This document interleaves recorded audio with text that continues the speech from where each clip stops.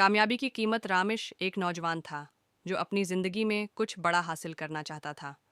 इसका ख्वाब था कि वो एक कामयाब कारोबारी बने और अपने ख़ानदान को गुर्बत से निकाले।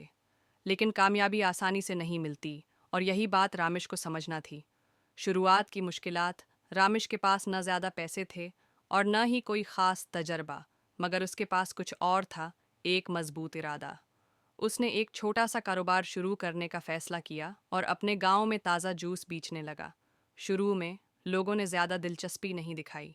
वो किसी बड़े ब्रांड के जूस खरीदने को तरजीह देते थे। रामिश का दिल टूटने लगा, लेकिन उसने हिम्मत नहीं हारी। कुर्बानियों का वक्त। रामिश ने अपना आराम छोड़ दिया। दिन रात मेहनत करने लगा। सुबह जल्दी उठता, ताज़ा फल खरीदता, खुद जूस तैयार करता और गली गली जाकर बेचता। उसका एक ही उसूल था, बेहतरीन मयार और ईमानदारी। लोग आहिस्ता आहिस्ता उसके जूस के दीवाने होने लगे, क्योंकि वो हैं खालिस और ताज़ा होता था। मगर कामयाबी की कीमत अदा करनी पड़ती है। रामिश के दोस्त घूमने फिरने जाते, वक्त ज़ाया करते, मगर वो मेहनत में लगा रहता।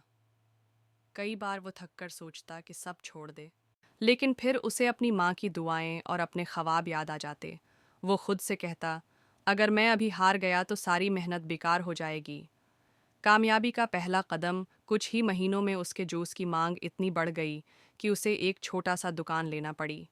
लोगों ने उसकी मेहनत को पहचाना और वो गांव में एक जाना पहचाना नाम बन गया। जल्द ही उसने अपने कारोबार को और बढ़ाया और शहर में भी एक दुकान खोल ली। सबसे बड़ा सबक कुछ साल बाद। वही रामिश जो कभी एक छोटे से जॉस के स्टॉल पर काम करता था, अब एक कामयाब बिजनेसमैन बन चुका था। जब एक नौजवान ने उससे पूछा, कामयाबी कैसे हासिल होती है, तो रामिश ने मुस्कुराकर जवाब दिया, कामयाबी की कीमत है कुर्बानी, सब्र और अनथिक मेहनत। अगर तुम वाकई हो कामयाब होना चाहते हो तो आराम और आयश व इशरत को छोड़कर अपने मकसद पर फोकस करो।